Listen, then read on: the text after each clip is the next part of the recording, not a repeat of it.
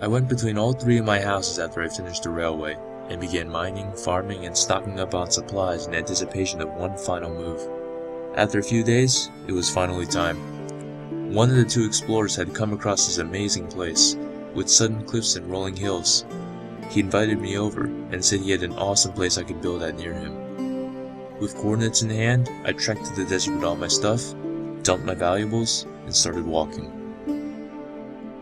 It took a few Minecraft days, but I finally arrived at the place and my friend showed me where I would be building. It was a giant pillar of stone, jutting out of the ground. I thought it was perfect. Unlike the valley house, I knew right from the start how I wanted this to turn out. This would be my final house on the server, and my best. I immediately gave it a fitting name, Memoir.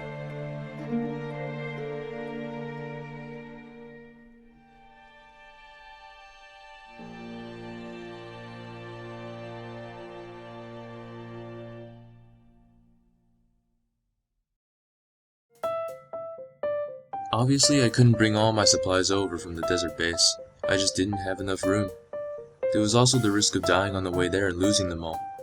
So I set out to work on a railway that would take me directly from my tower to the desert base.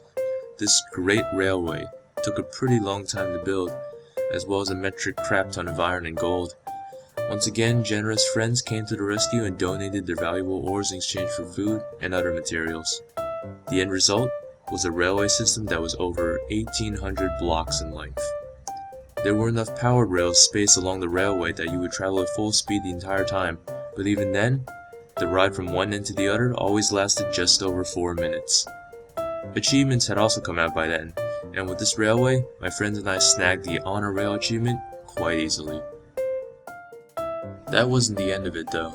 The other friend had gone off somewhere and settled down as well. Since it wasn't as far away from the Memoir as the desert base was, I decided to build a railway to his place too. The length of this one was just over 1,000 blocks, and it went in the opposite direction of the other railway.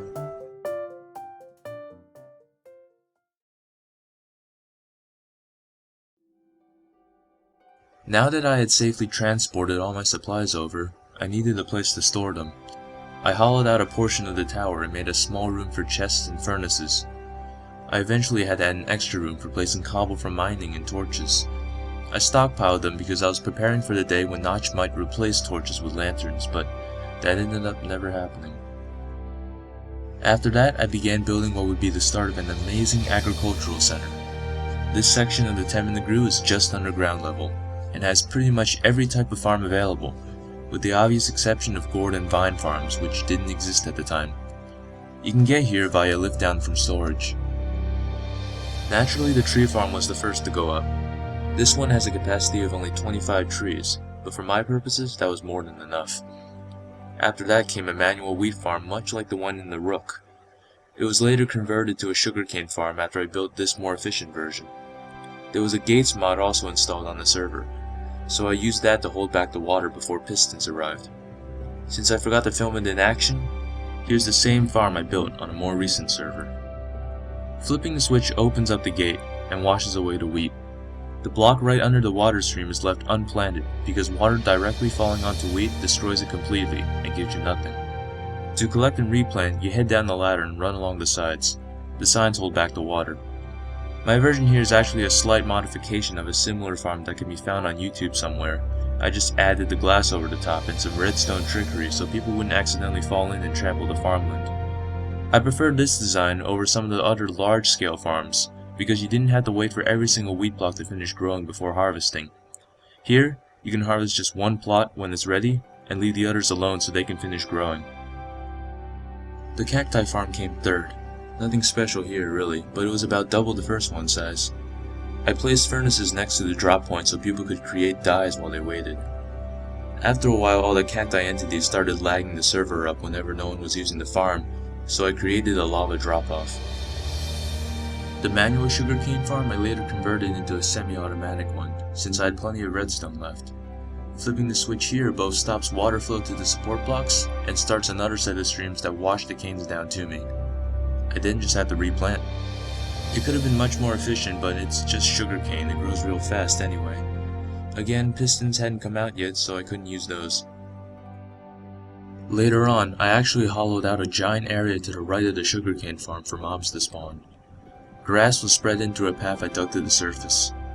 I didn't get too many though for some reason, even though there was definitely enough light for them to spawn. I dug out even more because I was preparing to expand the area, but that never happened. Then there was an update that allowed mushrooms to spread. I hollowed out another area past my wheat farm for it. This farm is manual since I didn't know of any fancy ways to do it, and using water seemed a bit troublesome. The half steps are there to prevent the mushrooms from spreading out of the room and invading my other farms. Lastly, as I was hollowing out the space for the mushroom farm, I heard a bunch of zombies somewhere near me. Turns out it was a mob spawner. I used sound to pinpoint and get rid of it. Then I dug a better tunnel towards it. Since zombies were useless at that time, I just converted it into a pig slaughterhouse and created a path for grass to spread down from the surface. Then by another stroke of luck, I found a skeleton spawner not too far from the zombie spawner. I immediately converted that spawner into a grinder, and got myself a healthy supply of bones and arrows to fool around with. All these chests are for placing drops. The skeleton grinder carries drops to this area here, while the pig spawner ends in the drowning area. I could simply collect the pork drops that dropped through the iron doors I placed. The furnaces beside the chests and drop point could then be used to cook them.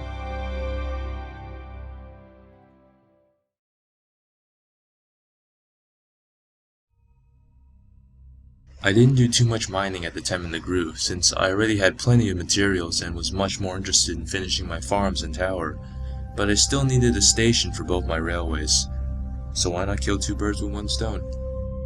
You can get to the excavation center via a lift down from storage as well. This place is right under the agricultural center. There are two contraptions on this floor, as well as another lift that will take you deeper. The first is a simple cobble farm. This particular model requires 2 lava and 2 water sources, as well as a third to carry drops to you, but has the advantage of allowing you to mine in a straight line. With this, you can literally go AFK with the mouse button held down. You still risk losing some cobble, but it's not much. And since the rest of the thing is made from obsidian, you can't accidentally break the generator. There are ways to build this with pistons that give you 100% yield, but again, they hadn't come out yet. The second contraption is a redstone to obsidian converter. There are many versions online, but this version allows you to convert a dozen obsidian blocks per cycle. The basic idea isn't much different than the others. Place the lava in the middle, wait a while, then remove. Mine your spoils. If any happen to fall into the water, you can take a ladder down to collect them underneath the converter. Taking the other lift in the excavation center gets you to the minecart station. Both railways connect here, one to the desert base, the other to my friend's expansion. Chests here are used for storing picks and shovels I use when mining, as well as valuable ores I don't want to risk losing. There's also a nether portal. I built this one a while away so I wouldn't have to hear the sound of it everywhere I went. Other than the lift back, there are 2 more lifts here. One takes you down to diamond prospecting level. The other takes you down to bedrock. I used this one whenever I needed lava for something.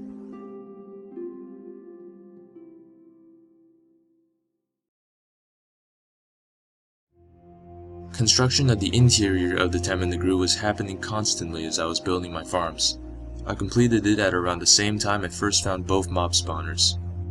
The main entrance from ground level has an obsidian safe room, in case mobs followed you in. Clicking the lift sign took you right above the room, where you could then walk down and kill mobs through the iron doors.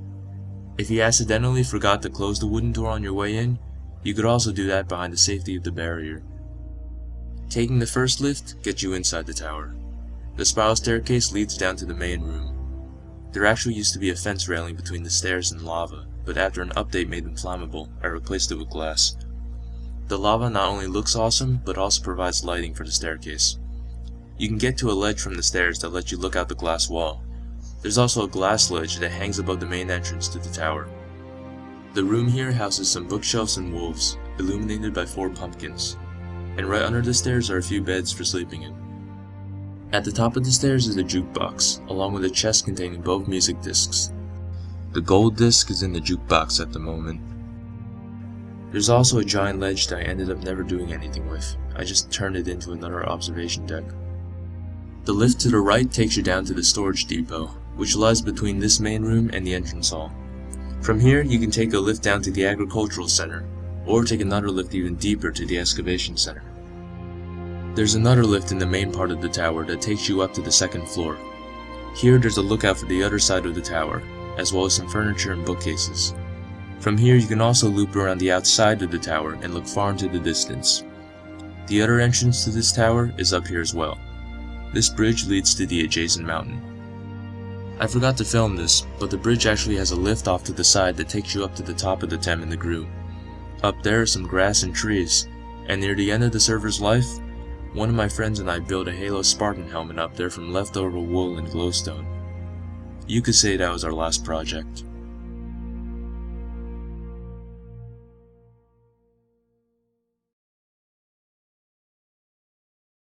It was in this tower that I spent my final days on the server. Other interests were pulling us all away, and the underclassmen had opened up a new one for their own use. I never played too much on that server, and I gradually left my friends as well. It was soon officially closed and set offline forever. Not too long after that, we all graduated high school and went on our respective summer vacations. During our time in Minecraft, we all made some pretty ridiculous stuff. Giant castles, massive mob grinders, ships, temples, farms, hotels, and lots else. We all had our own share of fun, frustration, and freedom as we shaped the landscape and crafted ourselves a place in this hostile world. We learned how to live and mine, how to take control of the world and harness its resources for our own benefit. With crafted tools, we left our marks on the hills, waters, sands, and skies of our landscape, in the form of grand structures forged by our own hand. But there's a time for everything, and as our friend forever closed the doors to our server, we all felt a bit of sadness. But that creativity, that drive to build something amazing, will never leave us. And now, we're all using those abilities to help out our own societies. I still log in every now and then to see what's new, but now I've got bigger fish to try. Back then, Minecraft was a way for us to have fun, but unlike many other games, it allowed us to do so in a way that placed few restrictions on our creativity and imagination. Just like in the real world, there are rules that can't be broken, physical laws that must be obeyed. But it's what you do within those constraints that makes people marvel at your handiwork. Even in real life, there's something awe-inspiring about building things that seem to defy the laws of nature itself. I had a ton of fun making this memoir. Visiting our old houses and walking down old roads and paths brought back laughs and great memories. Yeah, in the end, it may have all been just a giant waste of time. But everything here, all these memories, are ours and ours alone. And memories like these are only made once. Thanks for watching.